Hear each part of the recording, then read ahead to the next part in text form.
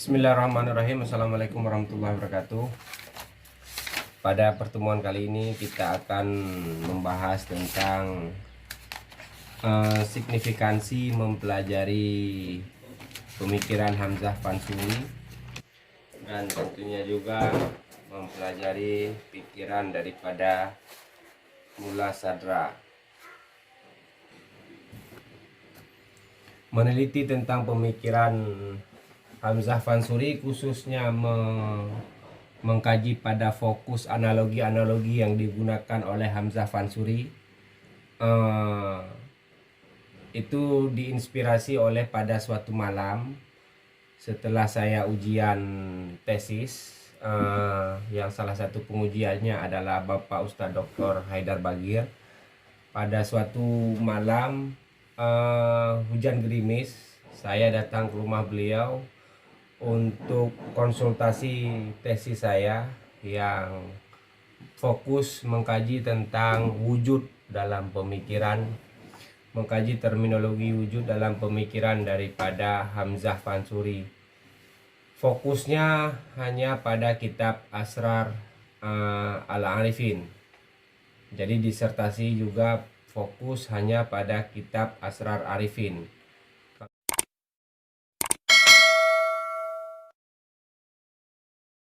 Kalau disertasi fokusnya adalah kajian analogi-analogi yang digunakan oleh Hamzah Fansuri untuk menjelaskan ajaran wujudiyah atau wahdatul wujud. Sementara pada tesis fokusnya adalah hanya mengkaji pada terminologi wujud, juga hanya fokus pada kitab Asrar Al-Arifin. Jadi pada malam itu Ustadz Haidar Bagir mengatakan, kalau saja kamu membahas tentang analogi-analogi yang digunakan oleh Hamzah Fansuri dalam menjelaskan ajarannya, mungkin atau pasti kalau tidak salah di sana waktu itu, tesis kamu akan menjadi sangat bagus.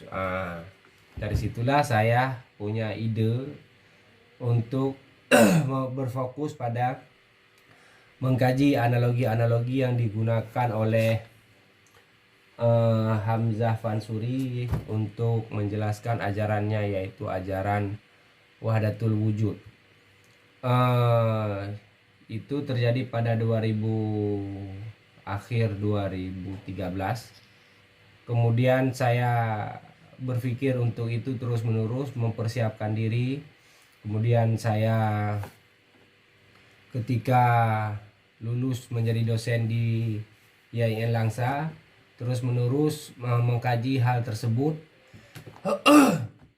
sehingga saya betul-betul mantap untuk ketika dapat beasiswa, saya betul-betul mantap untuk mengkaji analogi Hamzah Fansuri. Jadi benar adanya kalau kita ingin masuk kuliah, khususnya untuk program doktor menulis disertasi, kita itu harus betul-betul siap untuk melahirkan di sana, bukan masih mau cari pacar istilahnya. Ini analogi ya. Jadi kita jangan masih sibuk untuk mencari judul, meraba-raba judul, mau ngapain, menulis apa. Tetapi ketika kita masuk kuliah, kita harus betul-betul sudah mantap ingin mengkaji apa, ingin meneliti apa, sehingga kita bisa fokus. Dan ingin mengkaji apa, ingin meneliti apa, berarti kita sudah punya modal kemampuan atau modal penguasaan terhadap kajian tersebut. Jadi bukan sekedar mau belajar dulu di sana dari awal, tapi sudah punya persiapan yang lebih sangat matang, baru nanti metodologi dan segala macam teknis diasah lagi di sana. Kemudian signifikansi mempelajari Hamzah Fansuri, karena saya penasaran dengan pemikiran daripada Hamzah Fansuri. Kenapa dia juga sebagai pengajar wahdatul wujud sama seperti Ibnu Arabi, tetapi ajaran dia itu dianggap sesat oleh banyak ulama seperti Araniri. Padahal Araniri sendiri sangat mengapresiasi pemikiran daripada Ibnu Arabi, khususnya dalam karyanya itu Asrar Insan. Tetapi kepada ajaran Hamzah Fansuri sendiri sangat diklaim sesat. Ada yang mengatakan karena analogi-analogi yang digunakan oleh Hamzah Fansuri itu kurang akurat. Ada juga yang mengatakan karena Hamzah Fansuri menerima pemikiran Ittihad dan Hulul dari Al-Hallaj dan Bayazid. Tapi kalau dalam hal ini menurut saya Ibnu Arabi juga tidak menolak daripada ajaran Ittihad dan Hulul daripada Al-Hallaj dan Bayazid. Meskipun diluruskan bahwasanya pemikiran itu bukan itikadnya yang sesat, tetapi penggunaan istilah yang waktu itu masih belum sempurna. Kemudian pentingnya mengkaji pemikiran daripada Hamzah Fansuri adalah untuk menggali masa lalu dan mencari masa depan. Jadi masa lalu itu harus digali dengan sangat baik. Gunanya adalah untuk mencari masa depan. Kita tahu bahwasanya di Aceh Darussalam waktu itu kosmopolitanisme itu terjadi sangat pesat. Aceh menjadi pusat sentral daripada kemajuan Asia Tenggara, menjadi salah satu kawasan yang paling elit, paling maju, paling pesat perkembangannya di dunia. Nah, pada masa itu itikad keagamaannya itu adalah itikad ajaran sebagaimana yang diajarkan oleh Hamzah Fansuri, yaitu wahdatul wujud. Berarti dalam hal ini menunjukkan bahwasanya ajaran wahdatul wujud itu mampu menciptakan kemajuan perekonomian, kemajuan politik, kemajuan peradaban, multikulturalisme. Karena tanpa multikulturalisme, tanpa saling menghargai, tanpa adanya prinsip-prinsip segmentarisme, kalau ada prinsip-prinsip, kalau tidak ada segmentarisme, tidak ada eksklusivisme, berarti tempat itu bisa maju. Tetapi kalau pikiran kita itu eksklusif, tidak menghargai perbedaan, tidak menghargai kemajemukan, pasti daerah kita itu menjadi sangat sempit dan terisolir. Nah, berarti daerah Aceh Darussalam waktu itu yang menjadi sangat kosmopolit adalah daerah yang sangat terbuka, daerah yang menghargai perbedaan, daerah yang menghargai keragaman, daerah yang mengapresiasi segala bentuk kebinekaan.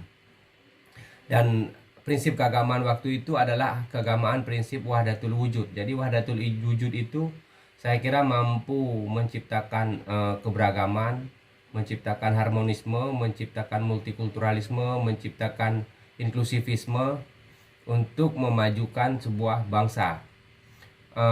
Nah, karena kita lihat setelah itu masyarakat menjadi turun, menjadi mundur, menjadi sangat tertutup, menjadi sangat eksklusif ketika ajaran wahdatul wujud itu dilarang. Nah, dalam hal ini untuk mengakses kembali atau untuk mendapatkan kembali kosmopolitanisme sebuah negara, sebuah bangsa, maka ajaran wahdatul wujud ini penting untuk dipertimbangkan kembali.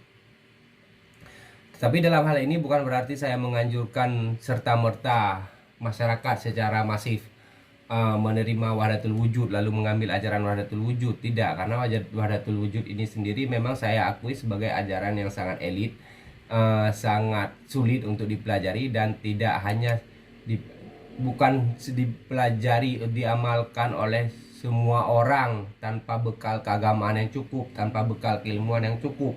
Itu malah akan menciptakan keanehan bagi wahdatul wujud itu sendiri, karena wahdatul wujud itu adalah puncak daripada kajian agama yang seharusnya dipelajari secara sistematis, dipelajari mulai dari kitab-kitab yang paling kecil, kemudian harus kepada guru yang betul-betul muktabar secara pelan-pelan sampai ajaran-ajaran tertinggi, barulah ajaran wahdatul wujud layak untuk diajarkan. Bukan tiba-tiba orang sudah wahdatul wujud, tiba-tiba sudah belajar tasawuf tanpa punya pengalaman sistematis dalam pelajaran keagamaan sebelumnya. Itu sama sekali tidak dianjurkan. Kajian saya terhadap ajaran wahdatul wujud Hamzah Fansuri juga diharapkan dapat mengatasi sebuah masalah, yaitu banyak sekali para penulis tentang aksiologi, berbagai dimensi aksiologi ajaran Hamzah Fansuri. Ketika ingin mengatakan ajaran Hamzah Fansuri itu kontributif untuk bidang ini, bidang itu, tetapi dia harus mengulurkan banyak waktu, mengambil banyak halaman untuk menjelaskan bahwasanya ajaran Hamzah Fansuri itu tidak sesat. Jadi diharapkan kajian saya ini bisa menawarkan bagi siapapun yang menulis tentang kajian aksiologi Hamzah Fansuri untuk merujuk kepada karya ini saja, tidak perlu menjelaskan lagi panjang lebar Hamzah Fansuri tidak sesat. Jadi dia bisa berfokus untuk menggali dimensi aksiologis, berbagai dimensi aksiologis daripada ajaran Hamzah Fansuri, karena memang setelah saya kaji memang banyak sekali dimensi-dimensi aksiologis yang bisa diberikan oleh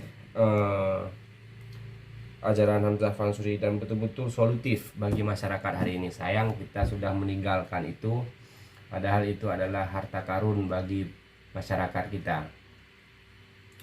Wahdatul wujud juga adalah solusi sebenarnya bagi krisis spiritualitas masyarakat, yang mana kadang-kadang orang ketika mengalami krisis spiritualitas menjadi panik, kemudian ketika dia panik bisa sembarangan memilih tempat kajian keagamaan, sehingga malah membuat dia menjadi orang-orang yang radikal.